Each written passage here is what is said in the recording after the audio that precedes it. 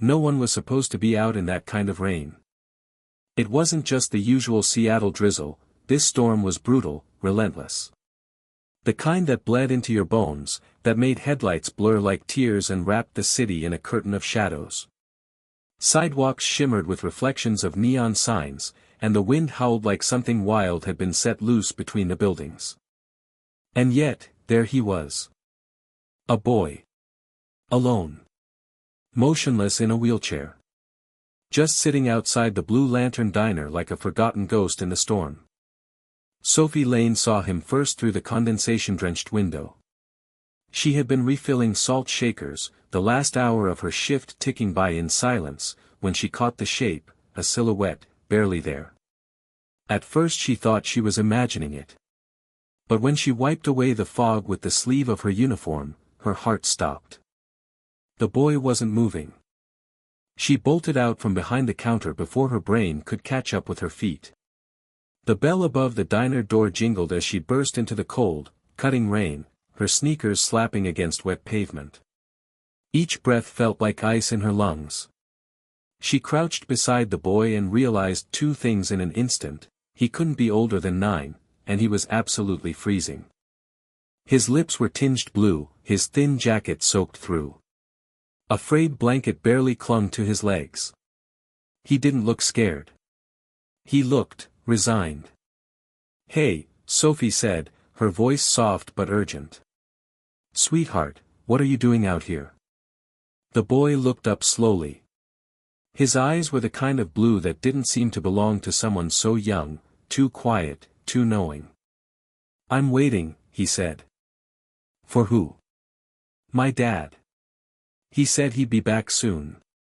There was no one in sight. No car. No umbrella. Just wind and water and the ghost of a promise.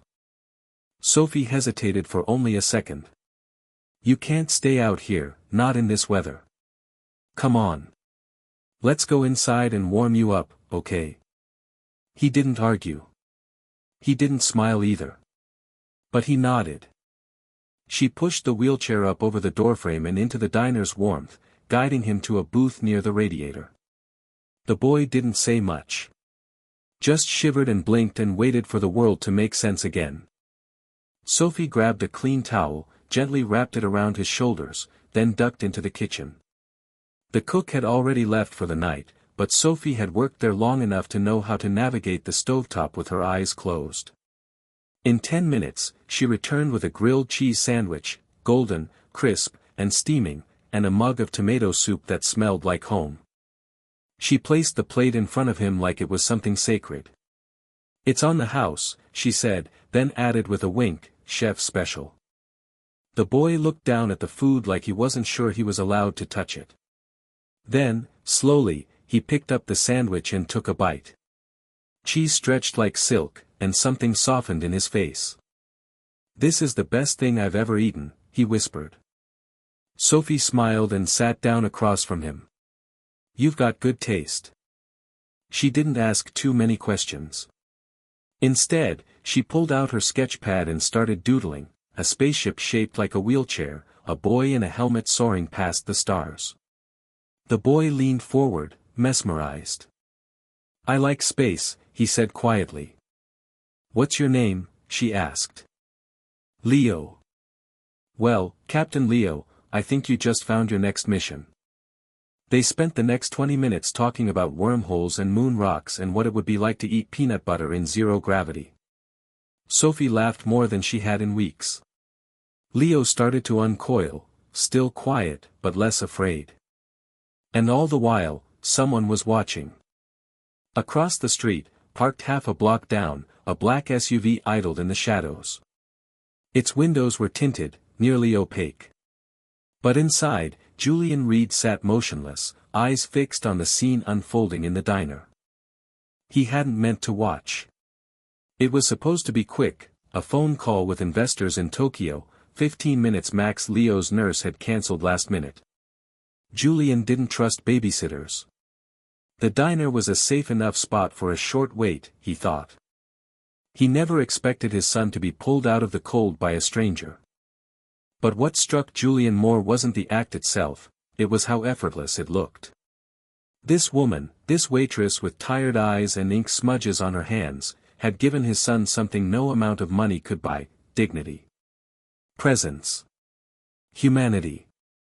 She hadn't asked who Leo was. She hadn't looked around for permission. She hadn't hesitated. Julian swallowed hard. He had spent years building his world in bulletproof glass. His penthouse was high above the city, his company untouchable, his heart fortified. Losing his wife had done that to him. He'd sealed every crack, every weak spot. For Leo's sake. For his own. But now, watching this woman kneel beside his son, feeding him soup and sketching planets like it was the most natural thing in the world, Julian felt something he hadn't felt in a very long time. Uncertainty. Wonder. Hope. He picked up his phone and dialed. "Naomi," he said. "Get down to the Blue Lantern Diner. Jeans, hoodie, no makeup. I don't want her to know who we are." His assistant didn't ask why. She knew the tone. Back inside the diner, Sophie handed Leo a cookie wrapped in napkins. "Something sweet for the road," she said. "But only if you promise to visit again." "I promise," Leo whispered, his voice smaller now. He clutched the cookie like it was treasure. A woman appeared at the door, breathing heavily from running in the rain. She smiled at Leo and crouched beside him. "Hey kiddo. Time to go. Your ride's here." Sophie looked between them. "You know him?" "I'm his aunt," the woman replied smoothly. "Thanks for keeping him safe." Sophie nodded. "Of course. Anytime." Leo turned back as he was wheeled out. "Bye, Sophie." "Thank you." She waved from the booth, watching as the rain swallowed them whole. Across the street, Julian stepped out of the SUV. He knelt beside Leo and brushed damp hair from his forehead. "Did you have a good time?" Leo nodded. "She gave me food for free, Dad. Just because I was cold. She said kindness doesn't cost anything." Julian closed his eyes. Kindness doesn't cost anything. But it was the rarest thing he'd ever seen. As Naomi buckled Leo into the SUV, Julian remained standing on the sidewalk, staring at the glow of the diner's sign flickering in the storm. Then he said the words that would set everything in motion. "Find out who she is. Everything." And with that, the story truly began. The view from the penthouse was flawless. From 30 stories above Seattle's glistening streets, you could see all the way to the Sound. Ferries glided across dark water. Glass towers lit up the skyline like lanterns. It was a view designed to impress, to inspire awe. But tonight, Julian Reed stood in front of it feeling hollow. He had spent the last 2 hours pretending to work, eyes scanning meaningless data while his thoughts spiraled elsewhere.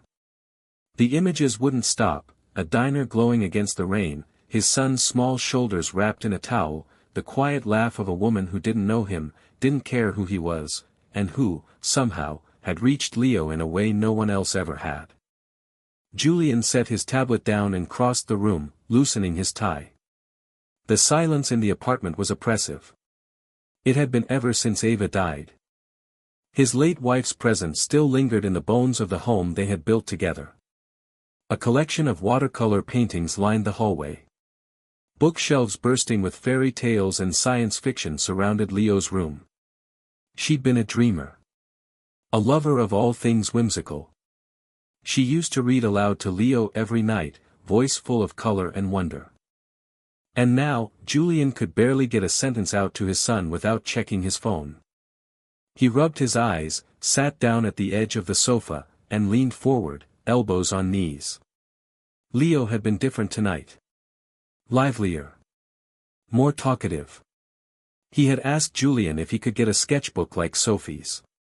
Could he learn to draw rockets too? Julian had nodded, his voice caught in his throat. He hadn't seen that spark in Leo's eyes for over a year. He opened his phone and scrolled through his contacts. Naomi, he said when the call connected. Did you get the name? Yes, she answered. Sophie Lane. 27. She lives in a rent-controlled studio on East Broadway. No criminal record. No higher education. Parents deceased.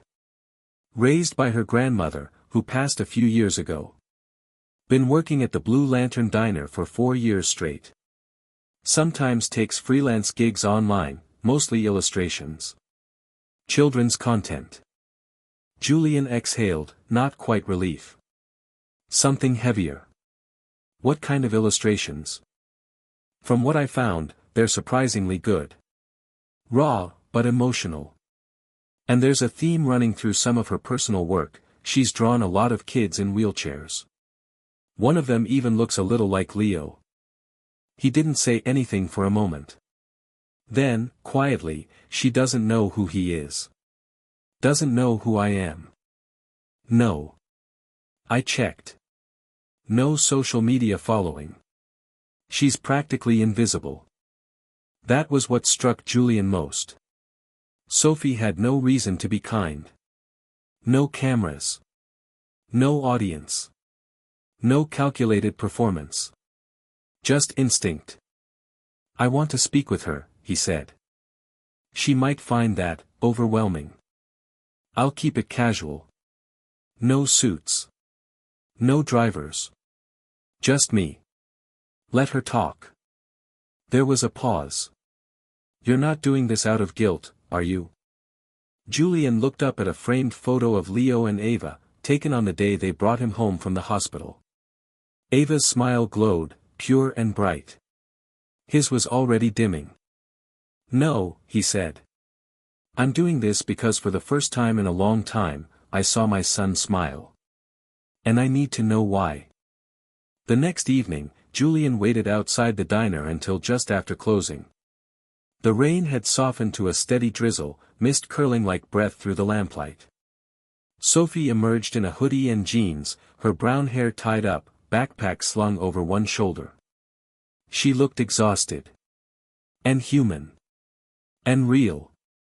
He stepped out of the shadows. Sophie. She turned, startled. Yeah. I'm sorry to bother you. My name's Julian. Julian Reed. The name didn't register. She looked at him, puzzled. I believe you met my son yesterday. Leo. Her eyes widened with recognition, and then something sharper. Worry. Is he okay? He's fine. More than fine. He hasn't stopped talking about you. Sophie shifted on her feet. I didn't do anything special. Just gave him something warm to eat. He looked like he needed it. That's exactly why it was special. She didn't answer. I was hoping, Julian continued, we could talk. Maybe over coffee. She studied him a moment longer. The city hummed around them. Sophie had learned long ago to read people fast, especially men who appeared out of nowhere, asking for time, space, trust. But there was something different about this man. He wasn't selling anything. His eyes didn't wander. And he looked tired in a way money couldn't fix. Fine, she said. There's a place 2 blocks down that doesn't close till midnight. They walked in silence. When they reached the café, he let her order first, then paid without asking.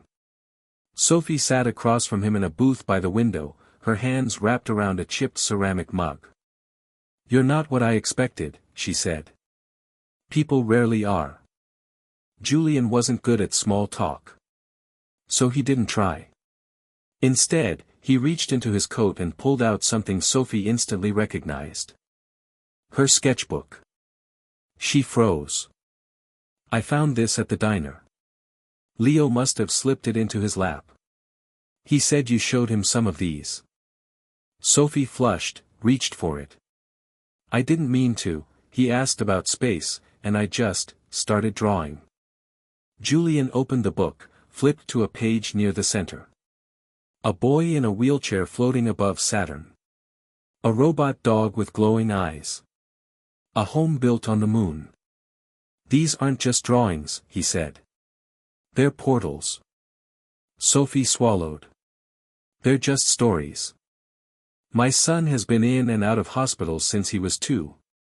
He's had surgeries, treatments, endless consultations. And yet, none of it gave him what you gave him in 10 minutes. You didn't talk to him like he was fragile. You didn't pity him. You saw him. As a person. As a child. Not a diagnosis. She didn't know what to say. That's why I came here tonight, Julian continued. Not just to thank you. But to offer you something. She stared. At Reed Innovations, we're launching a new division, an experimental branch for education and child development through interactive storytelling and creative tech. We want to build tools that empower kids, especially those with disabilities, to become the heroes of their own narratives. We need someone to lead the creative vision. Someone who gets it. He slid a business card across the table. I don't have a degree, Sophie said immediately. I've never worked in tech.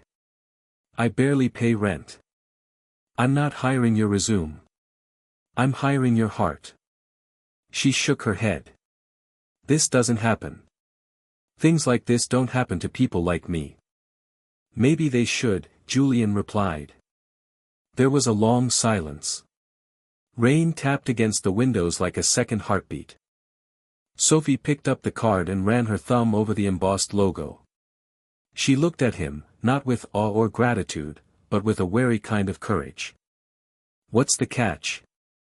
Just one, Julian said. You can never stop being who you are. She nodded slowly. Let me think about it. Take all the time you need. But they both knew the decision had already been made. Because sometimes, the smallest act, a sandwich, a sketch, a smile, doesn't just ripple. It rewrites the future. And Sophie Lane had just stepped into hers. The first time Sophie stepped into the headquarters of Reed Innovations, she felt like an imposter in someone else's dream. The building rose like a beacon in downtown Seattle, a glass monolith gleaming against the gray sky. Inside, it was all polished concrete floors, kinetic digital art, and silence that buzzed with purpose. People moved fast, spoke softly, and carried tablets like shields. Sophie had never been inside a place that made her feel simultaneously inspired and invisible. She was escorted to the 23rd floor, where a small team awaited her in a newly repurposed wing of the company, a space now named the Story Lab. It didn't look like much yet. The walls were blank, the desk still smelled of packaging, and the windows opened out into the skyline like eyes that hadn't decided whether to cry or shine. But on the glass wall that separated the lab from the hallway, someone had written in marker, "Every child deserves to be the hero of their own story." Sophie stared at it for a long moment. That sentence was hers. Something she had said to Julian in passing over coffee, weeks ago. He remembered. Julian met her in the hallway, dressed down in a dark sweater and jeans, but still radiating that unmistakable presence, measured, composed, but always one breath away from something unspoken. He didn't offer a grand speech or even a formal welcome. He just looked at her and said, "You ready?" She wasn't. But she nodded anyway. The first few days passed in a blur of orientation, name tags, technical walkthroughs, and awkward introductions. People were polite, some curious, a few cold. It didn't take long for Sophie to notice the stares, the whispers that floated behind her like perfume. That's the waitress. Julian brought her in. No degree. No portfolio. Just some sketches. Why her? At first, she let it slide. She told herself it didn't matter. She'd been underestimated before. But doubt had a way of crawling in through the cracks. Every decision felt like it carried weight she wasn't equipped to bear. Every email she sent was double-checked for tone. Every suggestion she made in meetings was cautiously worded, sandwiched between disclaimers. Julian tried to reassure her, but he wasn't always present. He had an empire to run, investors to answer to, a board of directors watching every move. Still, once a week, he checked in with her face to face. Those were the moments she clung to, the ones where he reminded her, not with words but with presence, that she had earned her place. Naomi became her lifeline. Sharp, composed, and unapologetically honest, Naomi coached Sophie through everything, from navigating office politics to setting boundaries. "You're not here because of Julian," she said once over lunch. "You're here because you did what no algorithm could do, you made Leo feel seen. No machine, no degree, no resume can replicate that." Leo himself had become Sophie's biggest fan and collaborator. They met twice a week in the story lab, sketching characters, crafting universes, imagining adventures no wheelchair could stop. Together, they created a world called the Moon Garden, a luminous city floating among the stars, where children with mobility challenges were the explorers, the inventors, the saviors. Leo's favorite character was Captain Leo, a spunky astronaut with a jet-powered chair and a robotic cat named Orbit. Sophie handled the drawings. Leo came up with the names, the dialogue, the plot twists. Their laughter often echoed through the lab, a contrast to the quiet efficiency around them. When Julian saw the first draft of the story they'd built together, he stared at it for a long time, silent. "It's beautiful," he finally said. "He came up with half of it," Sophie replied. Julian turned to her. "And you brought the other half out of him." Outside of the lab, Sophie wanted to give back in her own way. She proposed starting a weekend program, an open creative session for children with disabilities. A place where kids could come in, sketch, read stories, design characters, and just be. Julian backed it instantly. Within a month, Saturday Story Hour launched at the Seattle Public Library. Sophie led every session herself, often staying late to help kids finish drawings or listen to them describe their imaginary worlds. She brought cookies from the diner sometimes. Parents began sending thank you notes. Local schools asked if she could speak at assemblies. For the first time in her life, Sophie began to feel something like purpose, not survival, not effort, but real, rooted meaning. And with it came something scarier, visibility. Online publications caught wind of her story. Waitress turned storytelling director inspires new wave in inclusive tech. From grilled cheese to galactic heroes. She tried to avoid the headlines, but they found their way to her inbox. Sometimes they got it wrong. Sometimes they made it sound like she had been saved. She hadn't. She had chosen something better. That mattered. The attention also stirred tension inside Read Innovations. Though Julian had shielded her from most of it, Sophie began sensing it, passive-aggressive comments in meetings, invitations that mysteriously disappeared from her calendar, half-hearted congratulations. And then came the confrontation. It happened during a Monday morning strategy session. A senior executive, Greg Tolland, leaned back in his chair and said casually, "Not every story needs to be a sob story, right? Maybe we should focus on actual content and not public relations experiments." Silence fell across the room. Sophie stared at the notes in her lap, her knuckles whitening. Julian's voice cut through like ice. "Greg, if you have a problem with my decision, speak directly to me. Otherwise, you're wasting everyone's time." Greg raised his hands, palms out. "Just saying. Let's not confuse heart with capability." After the meeting, Sophie stayed behind, her voice barely above a whisper. "Maybe I wasn't ready for this." Julian looked at her for a long time. Then he said, "The world will always question people who don't follow its script.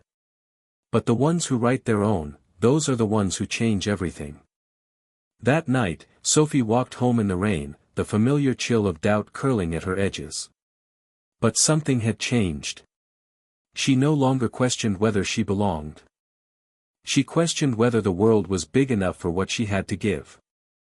She spent the next weeks buried in work. The Moon Garden grew from sketches to a working prototype, an interactive digital experience that allowed kids to build their own universes, voice their own characters, and share their adventures with others. It wasn't just a game. It was a platform for expression, collaboration, and healing. One day, as she and Leo were testing a new storyline, he turned to her and said, "When I grow up, I want to help kids feel brave. Like you helped me." She blinked quickly, pretending to check something on the screen. "You already do, Captain." It wasn't perfect. The pressure still came in waves. The criticism didn't stop. But neither did Sophie. She had been handed an opportunity that money alone couldn't manufacture. And she had chosen not just to accept it, but to expand it, to fill it with voices that had long been ignored, with stories that deserved to shine. And in doing so, she wasn't just changing the lives of others. She was finally rewriting her own. For the first time in weeks, Sophie Lane allowed herself to exhale. The Moon Garden project was finally live in its beta form. Hundreds of children across the country had begun creating their own characters, building starbound cities, and sharing their stories in virtual workshops led by Sophie and her team.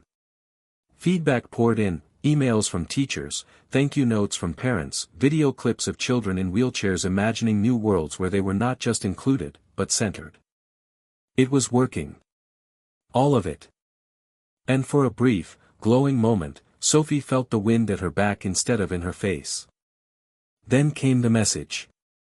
Naomi appeared in her office doorway that afternoon, her face unreadable, which in itself was alarming. Naomi was never unreadable. "Do you have a minute?" she asked quietly. Sophie nodded, setting aside her notes. Naomi stepped in and closed the door behind her. "There's been a leak," she said. Early content from the Moon Garden, artwork, character designs, even a draft of the narrative framework, showed up on a competitor's beta site this morning. Dreamforge Media. They're claiming to be building something startlingly similar. Sophie sat very still. "Do we know how it got out?" "That's the problem," Naomi said. "Internal access logs show someone using your credentials. Last week. From inside this building." It took Sophie a full 10 seconds to respond. "Are you saying I?" "No," Naomi said quickly, her voice softening. "I'm saying someone might want it to look that way." A slow, sick feeling crept into Sophie's stomach. She tried to replay the past week, searching for any moment she might have slipped up. She'd been in and out of late meetings, juggling Saturday sessions, staying up nights refining content with Leo. She hadn't shared files outside the system. She hadn't even used her work email to talk about the project outside of internal threads. But that didn't matter now. The damage had been done. "Julian knows?" she asked. "He does." Sophie stood and walked to the window, pressing her hand to the cold glass. The view of downtown Seattle, usually a source of clarity, now seemed distant and unfamiliar. "Is he calling for a meeting?" Naomi hesitated. "Yes. Tonight. He wants to speak with you personally. His office. 7 o'clock. Sophie didn't return to her work that afternoon. She couldn't. Her thoughts were too loud. The growing panic, the dry mouth, the cold sweat, everything she thought she had outgrown came rushing back. The fear of being seen as a mistake. As someone who didn't belong here in the first place. By the time she arrived at Julian's office that evening, the building was nearly empty. The lights of Seattle blinked behind the floor-to-ceiling windows like stars she could no longer name. Julian was standing behind his desk when she entered, hands in his pockets, jaw set. "Sophie," he said. She nodded once, unsure whether to speak. "I'm going to ask you something," he said, his tone unreadable. "And I need you to answer honestly." "Okay. Did you share any of the Moon Garden material outside the company? With anyone, even casually?" "No," she said immediately. "Never. You've never forwarded designs?" Talked about them with someone from another firm? Maybe without realizing? Sophie swallowed hard. Julian, I would never. I'm not accusing you, he interrupted, but something in his voice tightened. I just need to know. She looked at him. Really looked. And for the first time, she saw not the polished CEO or the grieving father, but a man exhausted by having to protect something fragile in a world that devoured fragility. Then let me help, she said. Let me help you find out who did this. Julian stared at her for a moment. And then, finally, he nodded. They stayed late, combing through access logs, comparing time stamps, cross-referencing user IDs. Naomi joined them, running background checks and chasing file trails through internal systems. Hours passed. Coffee grew cold. Sophie's hands trembled, but her focus sharpened. Then she remembered something. A man from the legal department, Tom Kraus, she thought his name was, had dropped into her Saturday story hour 2 weeks ago. He'd asked questions. Made polite conversation. Commented on the software. Said his niece might love something like the Moon Garden. She hadn't thought anything of it at the time. Naomi pulled his access record. The same user ID logged into Sophie's file storage that very evening, on a different floor, under a different terminal. That's our guy, Naomi said. But it wasn't just Tom. A deeper search connected the breach to a familiar name, Greg Tolland. Senior VP.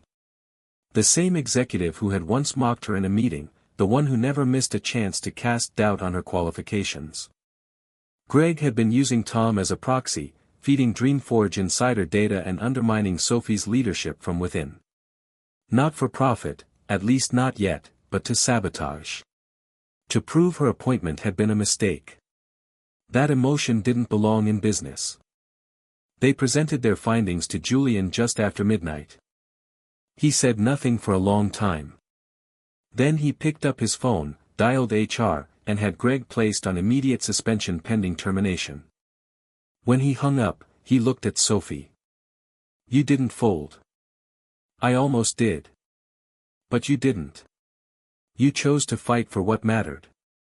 She sat across from him, too drained to respond. Her eyes were red. Her voice gone.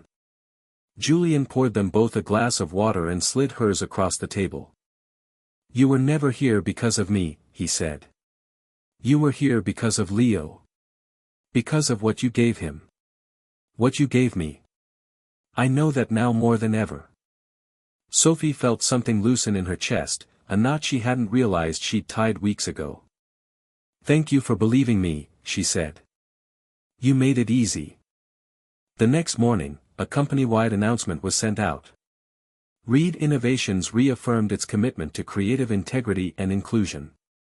Sophie was named head of the newly formalized Story Lab division. A quiet but powerful message. The leak faded from headlines within days. The Moon Garden continued its expansion, unshaken. Sophie's team grew. She promoted 3 junior designers from underrepresented backgrounds, giving them a chance someone had once given her. And through it all, Leo remained her compass. One Saturday, during story hour, he looked up from his sketchpad and said, "Some kids think heroes have to fight dragons." Sophie smiled. "And what do you think?" "I think heroes just don't give up. Even when people don't believe them."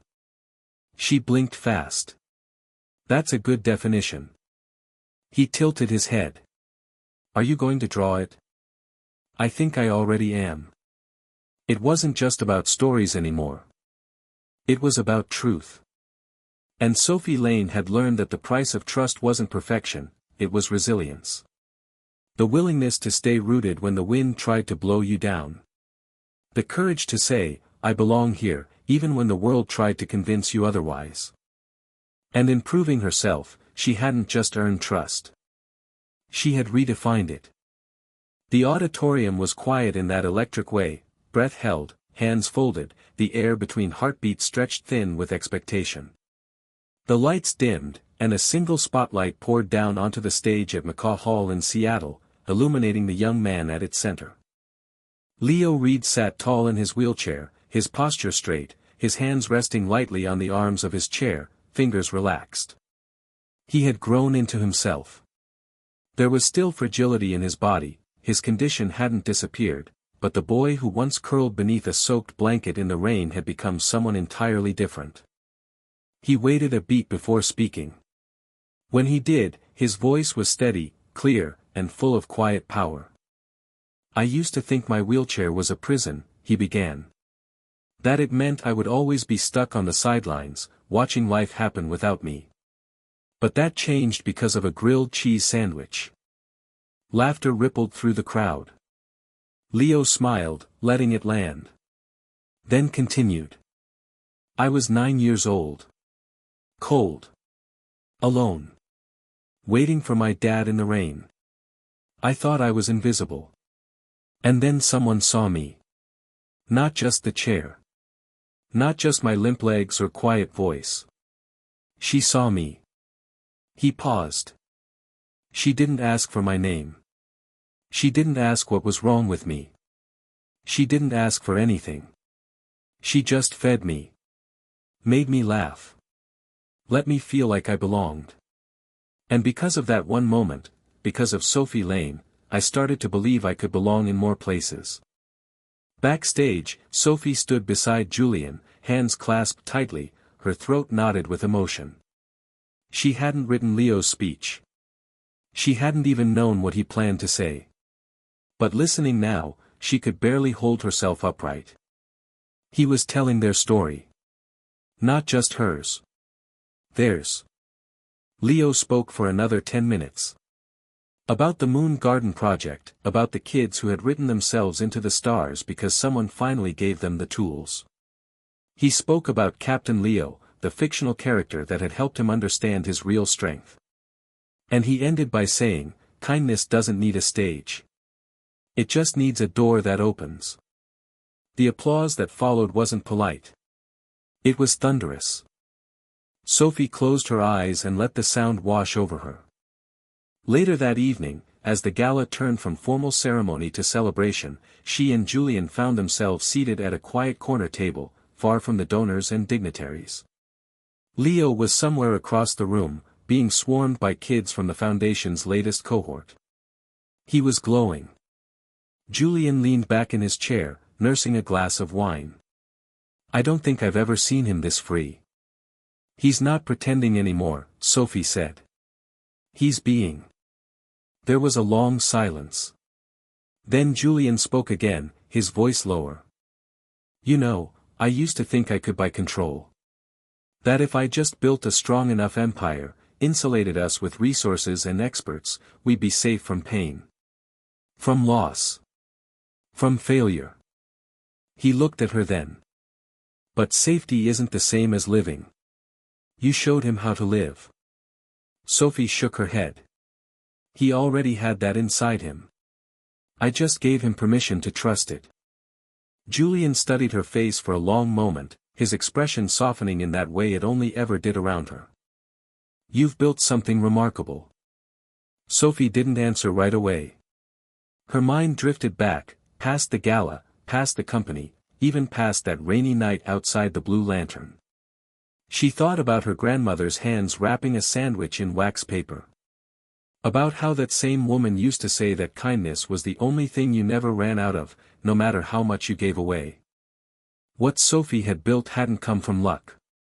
It had come from hunger, literal and metaphorical.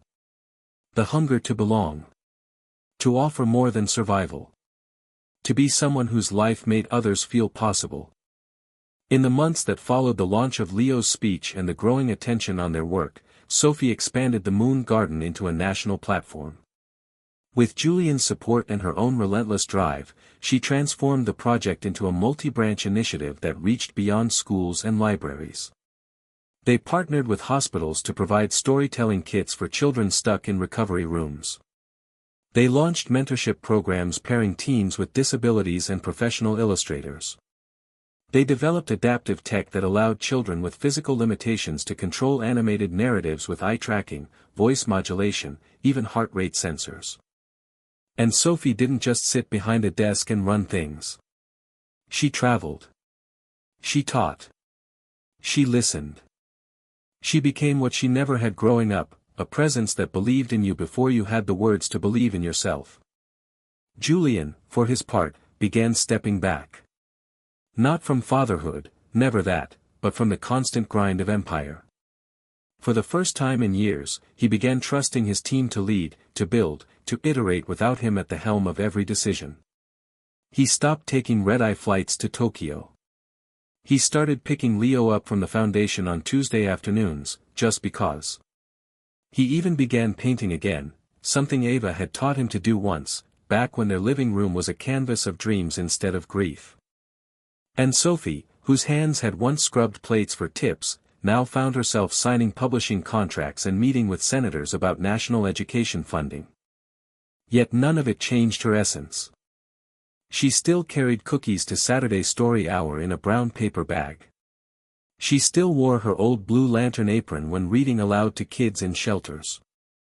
Not because she needed to, but because it reminded her who she had always been beneath the titles and recognition. She hadn't stopped being kind. Even when it would have been easier to harden. Even when success offered her permission to stop trying so hard. One rainy afternoon, after a school visit on the outskirts of Tacoma, Sophie took a long walk through a familiar part of Seattle. Capitol Hill. The old streets were as wet and cold as ever. The bookstore still leaned into the record shop, both buildings stubborn in their age. The Blue Lantern Diner was long gone, replaced by a high-end ramen bar, but the spot where the window had once fogged over, that small pane where she had first seen Leo, was still there. She stood in front of it for a while. And then she noticed a little girl across the street. Maybe 6 years old. Tugging off her mittens. She handed them to an older woman seated on the curb beneath a tattered umbrella. The woman took them gently, and the girl smiled before returning to her mother's side. No one had filmed it. No one clapped. But the moment bloomed anyway. Sophie smiled. Because kindness, real kindness, never needed an audience. It just needed a witness. Someone to carry it forward. She walked away from that window and toward what was next. She wasn't sure where the road would lead. But she knew what it would be paved with. Not wealth. Not fame. Not innovation. Just a sandwich. And the heart behind it. Sometimes the most extraordinary stories begin in the most ordinary places. Not in boardrooms or courtrooms. Not in dazzling cities or far-off lands. But in a diner. In the rain. In a quiet act of kindness that wasn't meant to be seen. That's where this story begins, with a sandwich, a wheelchair, a boy in the rain, and a waitress who decided to care. Sophie Lane had no idea her life was about to change the night she looked out of the rain-streaked window of the Blue Lantern Diner in Seattle. She saw a young boy, cold and alone, his thin arms curled into his chest, a frayed blanket draped across his lap. A wheelchair held him steady against the storm. There was no parent in sight. No umbrella. No plan. Just a moment, and a choice. She didn't hesitate. She brought him inside, wrapped him in warmth, made him laugh, and served him a grilled cheese sandwich and tomato soup like he was royalty. She didn't know his name. She didn't know his story. All she knew was that he was a child who needed care. That child was Leo Reed, the only son of Julian Reed, billionaire CEO of Reed Innovations, a tech empire built on data, design, and discipline. A man who had mastered control in every corner of his life, except when it came to his son. Leo had a rare neuromuscular condition that made mobility difficult and emotional connection even harder. Julian had lost his wife to cancer years earlier. Since then, he had thrown himself into building a fortress around his son, doctors, nurses, caregivers, therapists, but somehow, no one had reached Leo the way Sophie did in just one rainy evening. Julian watched it happen. He sat across the street in a black SUV and saw the woman he didn't know kneel beside his son, not out of pity or obligation, but instinct. She didn't know she was being watched.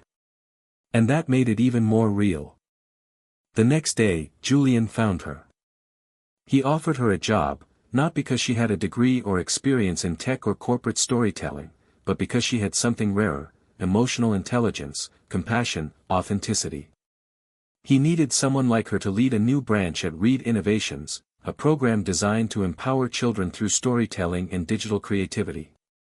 A place where kids, especially those with disabilities, could become the heroes of their own adventures. Sophie accepted the offer, though not without fear. She walked into those glass halls unsure, uncredentialed, and wildly underestimated by those around her. She wasn't handed a red carpet, she had to fight for her place in a world that measured success by titles and degrees. But she didn't just survive. She transformed the space around her. With Leo by her side as creative partner, she helped launch the Moon Garden, an interactive storytelling platform where children could build universes, create characters, and speak truth to their own experience. The platform gave voice to children who had never seen themselves in stories before. For once, the hero had wheels instead of wings. And that changed everything. Through it all, Sophie remained grounded. She started Saturday Story Hour at the Seattle Public Library. She worked with hospitals and shelters, volunteering her time. She refused to become the polished executive some people expected her to be. She led from the heart. And that made her dangerous in a system built to reward conformity. Soon, someone inside the company tried to sabotage her. A leak of proprietary materials from the Moon Garden put her at the center of a corporate scandal. She was accused, questioned, and quietly pushed to the edge. Her name was whispered in boardrooms, her credentials doubted again. But instead of crumbling, she chose to fight, not with anger or retaliation, but with truth. She uncovered the real saboteur, a jealous executive who had used a proxy to access her files and leak them to a competitor. She brought the evidence forward. Julian believed her. He always had. In the aftermath, she wasn't just vindicated, she was promoted. Elevated to lead the newly formalized Story Lab division, where she continued expanding access and representation for children of all backgrounds and abilities. Her story reached farther than she could have imagined. News outlets picked it up. Parents called her a role model. Kids wrote to her asking how they could be creators too. Years passed. Leo grew up. And one day, he stood on a stage in front of hundreds of people, delivering a TED-style talk about the power of kindness. He told the story of how a single grilled cheese sandwich changed his life. How a woman who didn't know him made him feel like he mattered. How that feeling became the foundation for everything that followed. Sophie stood off stage, watching him, her hands trembling with pride. Julian stood beside her, no longer the impenetrable CEO, but a father transformed by humility, gratitude, and love. Together, they had created something that money alone could never buy: community, courage, and a future full of stories waiting to be told. And the truth was, it all started with one unspoken belief. That no one is too small to matter. That kindness given in silence speaks louder than the loudest shout. That doing the right thing, especially when no one is watching, is how real change begins. This wasn't a fairy tale. It was real. And because it was real, it's replicable. The lessons of this story don't belong to Sophie, or Julian, or Leo alone. They belong to all of us. So what can we take from this story? First, kindness is never wasted. You may never know who's watching. You may never know how deeply your act of compassion touches someone else's life. Sophie had no idea that feeding a child in a storm would lead her to influence thousands. She didn't do it for gain. She did it because it was right. In a world saturated with curated personas and performative gestures, real kindness still has power. It still creates ripples. It still finds its way to the hearts of those who need it most. Second, you don't need credentials to create change. Sophie didn't have the resume, the degree, or the connections. What she had was experience, empathy, and authenticity. And those things matter, more than ever. Don't let society's rules about what makes someone qualified keep you from showing up, from speaking out, from offering what only you can bring. Third, trust is a currency more valuable than money. Julian learned that the hard way. He had built walls around himself and his son, trying to protect them both. But trust isn't built through strategy. It's built through presence. Through listening. Through letting go of control long enough to allow connection. And finally, stories change lives. Stories are how we imagine the future. How we rewrite the past. How we understand each other across differences. What the Moon Garden gave those children wasn't just a game, it was a mirror. It showed them that they weren't alone, that their experiences mattered, that their voices deserved to be heard. So what does this mean for you? It means your kindness counts. It means your creativity matters.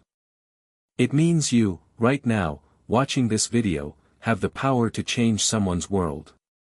Not by being perfect. Not by being rich or famous. But by being present.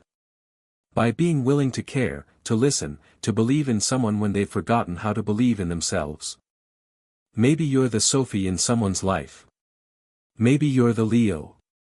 Maybe you're the Julian, learning how to open again. Wherever you are, this story is an invitation. To lead with your heart. To trust what's real. To believe in the extraordinary power of the seemingly small. Because from one sandwich came a story that fed a generation. And yours might be next. If this story moved you, if it made you reflect, if it sparked something deep in you, then we invite you to stay connected. This is only one story, but there are so many more waiting to be told. So don't forget to subscribe to this channel, hit the notification bell, and share this video with someone who needs a little reminder that kindness can still change the world. Your support helps us create more meaningful, emotional, and inspiring content, stories that matter. Let's keep building this community. Let's keep telling stories that heal, that lift, that last. And remember, someone out there is waiting for a gesture, a smile, a moment, that could change everything.